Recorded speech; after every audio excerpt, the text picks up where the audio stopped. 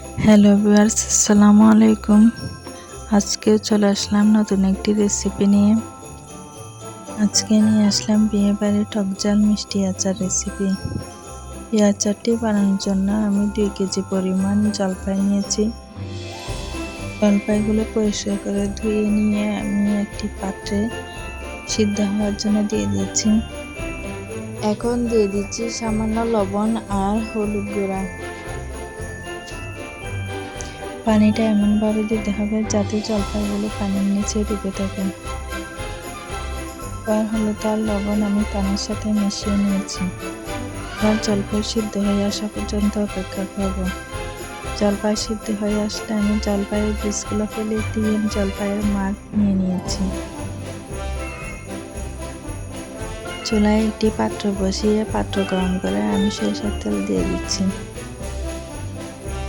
সরিষার তেল গরম হয়ে আসলে আমি তাতে 2-3টা এলাচ, একটা দারুচিনি এবং তেজপাতা দিয়ে দিচ্ছি।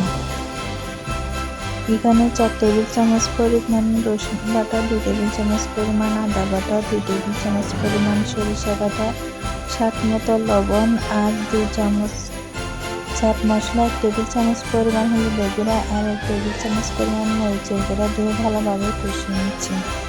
মশলাগুলো কষানো হয়ে গেলে তেল ছেড়ে দেবো।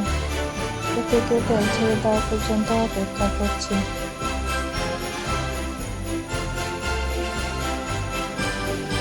এখন মশলাগুলো কষানো হয়ে গেলে আমি জলপাইয়ের মাড়গুলো দিয়ে দিচ্ছি।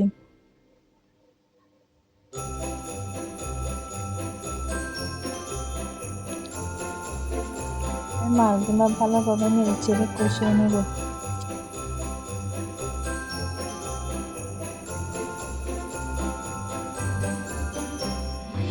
কষাতে হবে যাতে মশলার সাথে মাড়গুলো মিক্স হয়ে যায়। অনবরত কিছুক্ষণ পরপর নাড়তে হবে, না নাড়লে নিচে লেগে যাবে। কিছুক্ষণ ভালোভাবে কষিয়ে নিয়ে তারপর আমি চিনি দিয়ে দেব। চিনি আপনারা আপনাদের স্বাদ মতো দিতে পারেন, তবে একটু চিনি না হলে জলপাইয়ের আচার খেতে ভালো লাগে না। আমি এখানে 4 কাপ পরিমাণ চিনি দিয়েছি।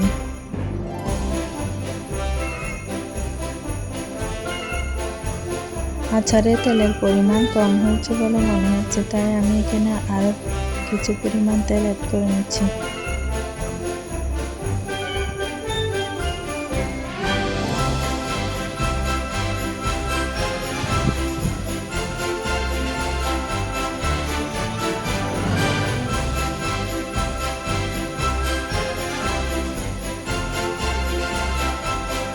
এবার দিয়ে দিচ্ছি 2 চা চামচ পরিমাণ জিরা গুঁড়া আর 1 চা চামচ পরিমাণ গরম মশলা গুঁড়া।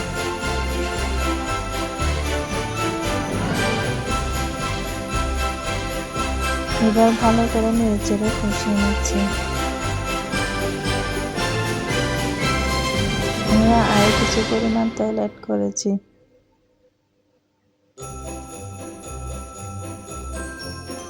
তেল কম হলে নিচের দিকে লেগে যেতে পারে।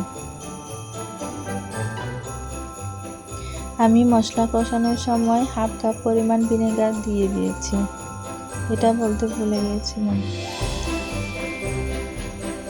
চুলার আঁচ শুরু থেকে শেষ পর্যন্ত একদম লো হিটে থাকবে। আচারের রং মেরুন কালার হয়ে আসলে আমি চুলা থেকে নামিয়ে নেব। বিয়েবাড়ির টকঝাল মিষ্টি আচার রেডি হয়ে গিয়েছে। ভিডিওটা কেমন লাগলো আপনারা কমেন্টে জানাবেন। আল্লাহ হাফেজ।